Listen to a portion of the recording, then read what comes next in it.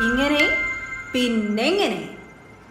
എന്തിനാണ് ഡൊണാൾഡ് ട്രംപിന്റെ അമേരിക്ക നമ്മളെ ബുദ്ധിമുട്ടിക്കാൻ വേണ്ടി ഇറങ്ങിയിട്ടുള്ളത്? എന്തിനാണ് അവർ ഇല്ലാത്ത താരിഫ്സ് മുഴുവൻ നമ്മുടെ മേല് ഇമ്പോസ് ചെയ്യുന്നത്? നമസ്കാരം, ഇങ്ങനെ പിന്നെ ഇങ്ങനെയൊക്കെ സ്വാഗതം. നിങ്ങളൊന്ന് ആലോചിച്ച് നോക്കൂ. ഇപ്പൊ ട്രംപ് വന്നതിന് ശേഷം ഇന്ത്യക്ക് ഒരുപാട് പ്രോബ്ലമാണ്. തുടക്കത്തിൽ ഉണ്ടായിരുന്നില്ല. തുടക്കത്തിൽ ഇറ്റ് വാസ് വെരി നൈസ്. ആദ്യം ടാരിഫ്സ് വന്നപ്പോ ചൈനയുടെ മുകളിൽ 145%, നമ്മുടെ പേരിൽ 26% ആയിരുന്നോ നമുക്ക്. We were in a good place. അതിനും പുറമെ നിങ്ങൾ ആലോചിച്ച് നോക്കൂ, ഐഫോണിന്റെ കംപ്ലീറ്റ് പ്രൊഡക്ഷൻ ചൈനയിൽ നിന്ന് ഇന്ത്യയിലേക്ക് മാറ്റി.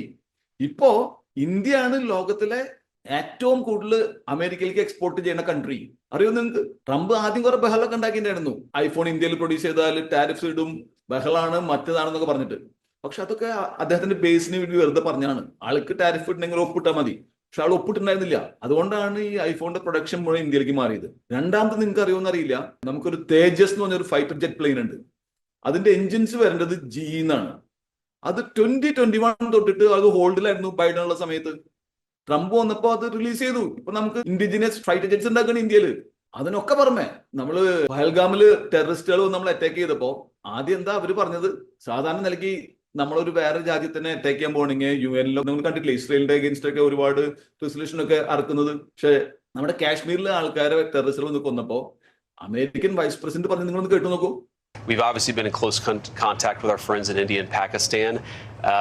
Our hope here is that India responds to this terrorist attack in a way that doesn't lead to a broader regional conflict. And we hope, frankly, that Pakistan, to the extent that they're responsible, cooperates with India to make sure that the terrorists, sometimes operating in their territory, are hunted down and dealt with. That's how we hope this unfolds. We're obviously in close contact. We'll see what happens. കേട്ടില്ലേ അദ്ദേഹം പറയുന്നത്? നിങ്ങൾ പോയിട്ട് terrorist camp മുഴുവൻ പപ്പടാക്കിയോളൂ, പാകിസ്ഥാൻ നിങ്ങളെ സഹായിക്കുന്നു. അല്ലാണ്ട് വേറെ രാജ്യത്ത് കയറി അറ്റാക്ക് ചെയ്യാൻ പാടില്ല എന്നല്ല പറയുന്നത്. അറ്റാക്ക് ചെയ്യാനാ പറയുന്നത്. ഇൻഡയറക്ട്ലി പറയുന്നത് നിങ്ങൾ പോയിട്ട് അറ്റാക്ക് ചെയ്ത് എല്ലാ ക്യാമ്പും പപ്പടാക്കാൻ. അങ്ങനെയാണ് അമേരിക്ക പറയുന്നത്.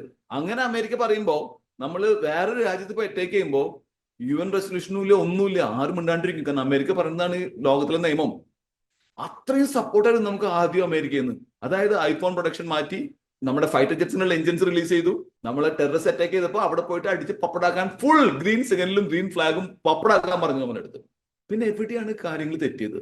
എന്തുകൊണ്ടാണ് ഇപ്പോ അതിനുശേഷം മോശമായിട്ടുള്ളത് എന്ന് ആലോചിക്കൂ. ഇതിനു ശേഷമാണ് ഈ കംപ്ലീറ്റ് ഓയിൽ വാങ്ങാൻ പാടില്ല, അങ്ങനത്തെ എല്ലാ കാര്യങ്ങളും അതിന് ശേഷം വന്നിട്ടുള്ളത്. ഓയിൽ വാങ്ങാൻ പാടില്ല എന്ന് പറഞ്ഞതിന് പിന്നെയും ജസ്റ്റിഫിക്കേഷൻ ഉണ്ട്.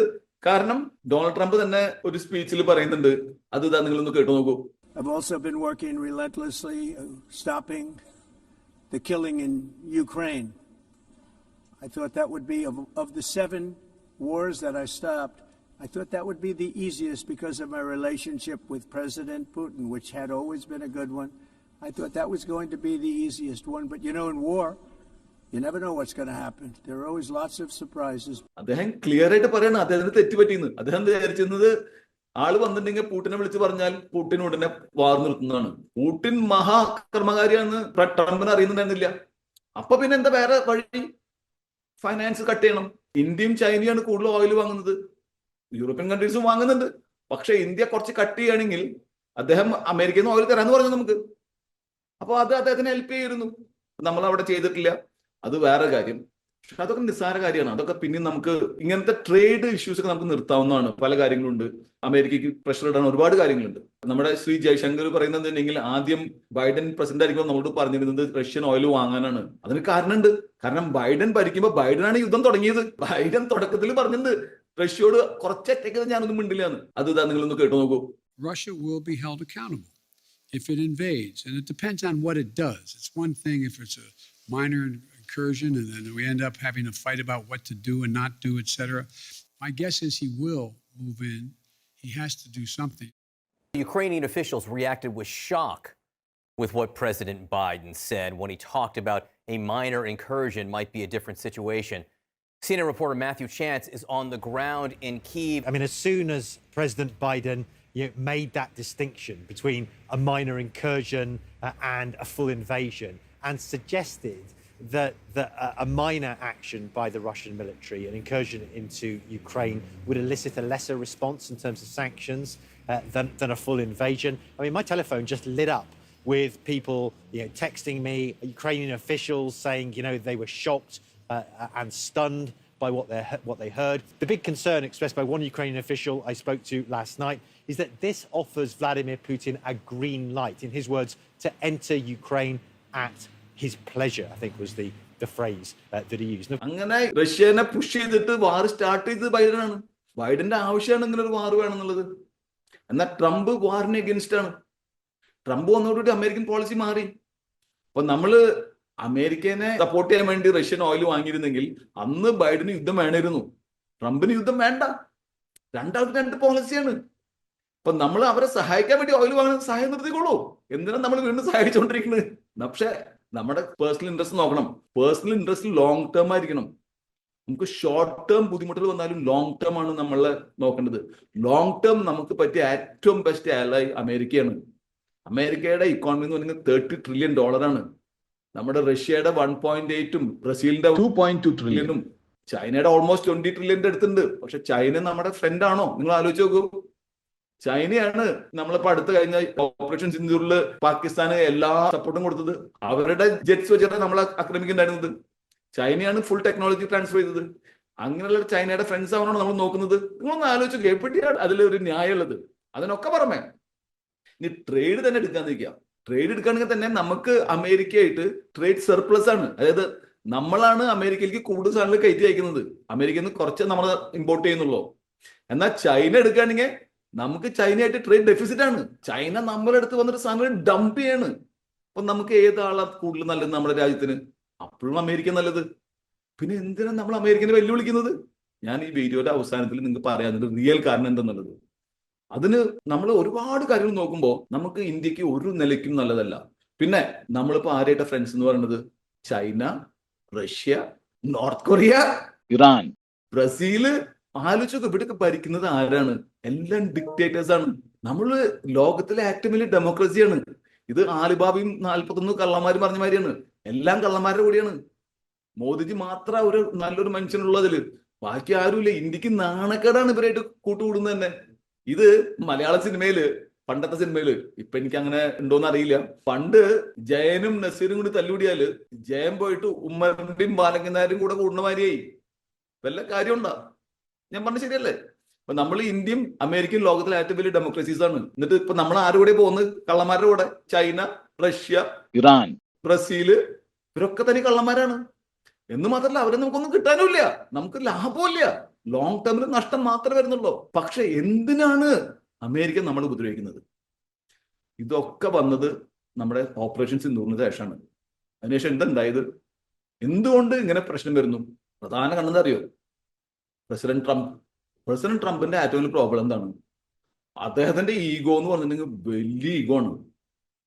അദ്ദേഹത്തിന് മീ മൈസെൽഫ് എന്ന് പറഞ്ഞ മാതിരിയാണ്. ട്രംപിന് ട്രംപ് മാത്രമുള്ളൂ. പക്ഷെ ഒരു കാര്യമുണ്ട് ട്രംപിനെ കുറിച്ച് ആലോചിക്കുമ്പോൾ, ട്രംപിന്റെ സ്റ്റാൻസ് ഒരിക്കലും മാറില്ല. ആള് എന്ത് കാര്യം ചെയ്തിട്ടും ആളുടെ ഒബ്ജക്റ്റീവ് അച്ചീവ് ചെയ്യാൻ നോക്കും. ആൾക്ക് മീൻസ് ഒരു പ്രോബ്ലം ഇല്ല, ഏത് വഴി എടുക്കണമെന്നില്ല. ആൾക്കൊരു ഒബ്ജക്റ്റീവ് ഉണ്ട്. ആ ഒബ്ജക്റ്റീവ് അച്ചീവ് ചെയ്യാൻ വേണ്ടിയിട്ട് പുള്ളി എന്തും ചെയ്യും. അതിന് യാതൊരു സംശയവും ഇല്ല. അപ്പൊ പുള്ളിയാണെങ്കിൽ ഈഗോ അങ്ങേറ്റത്തുള്ള ആളാണ്. ആളുടെ ഈഗോനെ ഹേർട്ട് ചെയ്ത് ആൾ പിന്നാലെ ഒന്ന് അടിക്കും. അതിൽ യാതൊരു സംശയവും ഇല്ല. അപ്പൊ എങ്ങനെ നമ്മൾ പുള്ളിയുടെ ഈഗോനെ ഹേർട്ട് ചെയ്തത്? അതറിയണമെങ്കിൽ നമുക്ക് ആദ്യം തന്നെ ഫോറിൻ പോളിസിയും ഡൊമസ്റ്റിക് പോളിസിയും തമ്മിൽ ഡിഫറൻസ് അറിയണം. നമുക്ക് നമ്മുടെ ഗതികേടുണ്ട്, നമ്മുടെ സമയം ശരിയല്ല എനിക്ക് തോന്നുന്നു. അതുകൊണ്ട് വി ഗോട്ട് മിക്സ്ഡ് അപ്പ്. എന്താണ് ഫോറിൻ പോളിസിയും എന്താണ് ഡൊമസ്റ്റിക് പോളിസിയും വ്യത്യാസം?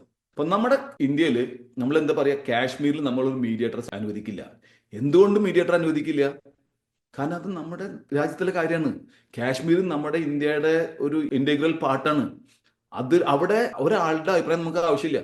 ഇപ്പൊ ഉദാഹരണം പറയണെങ്കിൽ എന്റെ വീട്ടിൽ എന്റെ 2 മക്കൾ കൂടി തല്ലുവിടുമ്പോ അതിലെനിക്ക് പുറമേ ഉള്ള ആളുടെ ഒരു കാര്യം ആവശ്യമില്ല. കാരണം എന്റെ വീട്ടില് എന്റെ കാര്യമാണ് അത്. വീട്ടിൽ എന്റെ മക്കൾ തല്ലുവിടാണ്ടിരിക്കേ, അതൊക്കെ എന്റെ വീട്ടിലെ കാര്യമാണ്. അത് ആരും അന്വേഷിക്കേണ്ട കാര്യമില്ല, അത് ഞാൻ നോക്കിക്കോളാം. അതേമാതിരി തന്നെയാണ് നമ്മുടെ കാശ്മീരിൽ വെടിവെക്കേ, ആൾക്കാരെ കൊല്ലേ, ആൾക്കാർ ബോംബ് വയ്ക്കുക, അതൊക്കെ നമ്മൾ ഹാൻഡിൽ ചെയ്തോളും. അത് നമുക്ക് വേറൊരു രാജ്യത്തിന്റെ ആവശ്യമില്ല. അത് ഡൊമസ്റ്റിക് പോളിസിയാണ്. ഇനി ഫോറിൻ പോളിസി എന്താണ്? ഫോറിൻ പോളിസി എന്താ വെച്ചിട്ടുണ്ടെങ്കിൽ എന്റെ മോൻ പോയിട്ട് അയൽവക്കത്തെ മോനെ കയറി 2 തല്ല് തല്ലി. ആ 2 തല്ല് തല്ലിയാൽ ആ അയൽവാസിക്ക് വന്നിട്ട് നമ്മളെ ഇടിക്കാൻ നിൽക്കുകയാണ്. അപ്പോ മൂന്നാമത്തെ ഒരാൾ വന്നിട്ട് എങ്ങനെയും ഒത്തുറപ്പാക്കുക, നിങ്ങൾ ഇടിയൂടല്ലേ. അത് ഫോറിൻ പോളിസിയാണ്. അതായത് നമ്മൾ പാകിസ്ഥാനിൽ പോയി ബോംബിട്ട് കഴിഞ്ഞിട്ടുണ്ടെങ്കിൽ, അല്ലെങ്കിൽ പാകിസ്ഥാന്റെ ടെററിസ്റ്റ് ക്യാമ്പ് ഇതായാൽ അതിൽ മൂന്നാമതൊരു ഇടപെടുന്നത് ഫോറിൻ പോളിസിയാണ്, ഡൊമസ്റ്റിക് പോളിസി അല്ല. അതിലാണ് അമേരിക്ക ഇടപെട്ടത്. പക്ഷെ നമ്മുടെ രാഹുൽ ഗാന്ധി മോദിജിനെ ചൂട് കയറ്റിയിട്ട് എന്തിനാ കാശ്മീരിൽ അമേരിക്ക ഇടപെട്ടു? ഞാൻ എന്റെ വളരെ ലിമിറ്റഡ് ആയിട്ടുള്ള അറിവ് വെച്ച് പറയുന്നതാണ്. കാരണം ഫോറിൻ പോളിസിയും ഡൊമസ്റ്റിക് പോളിസിയും തമ്മിൽ വ്യത്യാസമുണ്ട്. അതിൽ ഇടപെടാണ്ടിരിക്കുക ഒക്കെ വേറെ കാര്യമാണ്. അതിലൊരു മീഡിയേറ്റർ വന്നുകൊണ്ട് കുഴപ്പമില്ല. ഇപ്പൊ ഞാൻ പറഞ്ഞിട്ടില്ല, ഇപ്പൊ ഞാൻ എന്റെ മോൻ അയൽവാസിയുടെ മോനെ പോയി തല്ലി കഴിഞ്ഞാൽ മൂന്നാമതുള്ള ഒരു മധ്യസ്ഥ വഹിച്ച എനിക്ക് എന്താ പ്രശ്നം? അതില് കുഴപ്പമില്ല, അതിലൊരാൾ ഇടപെട്ടു, അങ്ങനെയാണ് കാര്യങ്ങൾ തീർക്കുക. എന്റെ വീട്ടിൽ എന്റെ 2 മക്കൾ തല്ലുന്ന മാതിരിയല്ല, അത് വ്യത്യാസമുണ്ട്. അതേമാതിരി തന്നെയാണ് കാശ്മീരിലെ കാര്യം, ഉള്ളിലെ കാര്യം. നമ്മൾ വെടിവെക്കുകയോ കൊല്ലുകയോ അല്ലെങ്കിൽ അവിടെ പോലീസുകാർ പടയ്ക്കുകയോ പട്ടാളക്കാർ പടയ്ക്കുകയോ ഒക്കെ നമ്മുടെ ഇന്റേണൽ മാറ്റർ ആണത്. അല്ലെങ്കിൽ ടെററിസ്റ്റുകൾ നമ്മൾ എങ്ങനെ ഹാൻഡിൽ ചെയ്യണോ, നമ്മൾ ഇന്റേണൽ മാറ്റർ, ഡൊമസ്റ്റിക് പോളിസിയാണ്.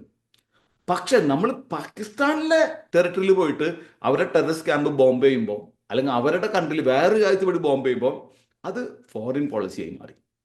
ഫോറിൻ പോളിസിയിൽ മൂന്നാമതൊരു ഇടപെടില്ല എന്ന് ഇന്ത്യക്ക് ഒരു പോളിസി ഇല്ല. അങ്ങനെ ഒരു സ്റ്റാൻഡ് നമുക്കില്ല. നമ്മളെ ഏത് യുദ്ധം ഇതുവരെ നടന്നിട്ടുണ്ടെങ്കിലും ആ യുദ്ധത്തിലൊക്കെ മൂന്നാമതൊരു പാർട്ടി ഇൻവോൾവ് ആയിട്ടുണ്ട്. പഴയ എല്ലാ യുദ്ധങ്ങളും അങ്ങനെയാണ് യുദ്ധത്തിന് നമ്മൾ ഒരു സീസ് ഫയർ വരുന്നത്. അതാണ് ഈ പ്രാവശ്യം സംഭവിച്ചത്. നിങ്ങൾ ശേഖർ ഗുപ്തനെ കുറിച്ച് കേട്ടിട്ടുണ്ടല്ലോ. അദ്ദേഹം മോദിജിയുടെ ഏറ്റവും വലിയ ക്രിട്ടിക്കാണ്. അദ്ദേഹം ഇത് വളരെ ക്ലിയർ ആയിട്ട് എക്സ്പ്ലെയിൻ ചെയ്തിട്ടുണ്ട്. നിങ്ങൾ ഈ ക്ലിപ്പ് ഒന്ന് കേട്ടു നോക്കൂ. Modi government, instead of taking a deep breath, separating the larger national interest or larger international policy, strategic policy interest from domestic politics, immediately focused on rebutting Rahul Gandhi or rubbishing Rahul Gandhi, even at the risk of annoying Donald Trump, which is precisely what happened. See how the Pakistanis played. On the other hand, now obviously it's not possible, nor is it necessary, nor is it wise, and nor is it justified for any Indian government to accept any mediation in India-Pakistan issues, particularly when it comes to issues like Kashmir. But when it comes to terrorism, when it comes to conflict situations, global powers have always come and leaned on the Pakistanis. In this case also, if somebody had responded patiently and separating foreign policy from domestic politics, then a different approach could have been thought of, which is to tell Donald Trump, we note that you've drummed some sense into the Pakistanis' heads and they asked for ceasefire, otherwise we were going to break their heads. Right? That would have been quite all right. You could have also suffixed that maybe with a thank you for doing this. അദ്ദേഹം പറഞ്ഞു കേട്ടില്ലേ, ആവശ്യമില്ലാണ്ട് രാഹുൽ ഗാന്ധി മുപ്പിച്ചപ്പോ നമ്മൾ അറിയാണ്ട് പെട്ടുപോയി. ഇതിൽ ഒറ്റ കാര്യം ഉണ്ടായിരുന്നുള്ളൂ. നമുക്ക് വളരെ ക്ലിയർ ആയിട്ട് പറയുന്നു, അമേരിക്ക ഇടപെട്ടുകൊണ്ട് പാകിസ്ഥാൻ രക്ഷപ്പെട്ടു, അല്ലെങ്കിൽ ഞങ്ങൾ ബോംബിട്ട് തകർത്താനെ പറഞ്ഞാൽ നമുക്ക് ശരിക്കും അതാണ് ഉണ്ടായത്. അമേരിക്ക ആദ്യം നമ്മളോട് പറഞ്ഞു ടെററിസ്റ്റ് ക്യാമ്പിനെ പോയിട്ട് അടിച്ച് പപ്പടാക്കാൻ.